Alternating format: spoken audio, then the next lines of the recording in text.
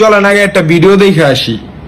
আজকে প্রথম রোজা, এই প্রথম রোজাটা আমি রাখতে পারতেছি না, আর এই কষ্টটা শুধু মেয়েরাই বুঝবে। রোজা রাখতে না পারায় কি কষ্ট বুঝাতে চাও না? যেই কারণে রোজা রাখতে পারো নাই সেই কষ্ট আইসে ভিডিও কইরা কষ্ট বুঝাইতে তাল পাক না পোলা পাই। রোজা রাখতে পারো না, আবার ভিডিও করতে ঠিকই পারো।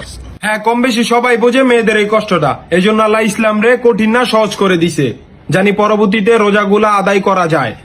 আর হ্যাঁ, ওর এই প্রথম রোজা রাখতে না পারার কান্নার কষ্টের অভিনয়টা দেখছেন?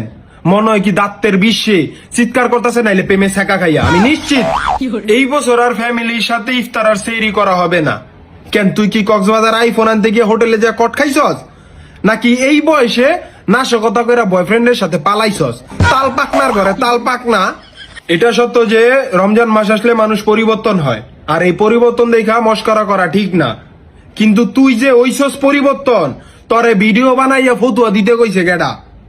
আর তোর মাঝে আল্লাহর হেদায়েত তো দূরের কথা, মনে হয় যে শয়তানের বারুদ বইরে দিয়ে গেছে তোর ভিতরে।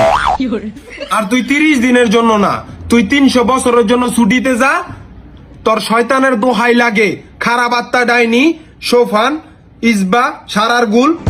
দরকার হইলে তোর 300 বছরের বেতন বোনাস আমি নিজ দায়িত্বে তুইলা দিমু। যা যা বোন, তুই যা, শুধুমাত্র তোর বাসার ঠিকানা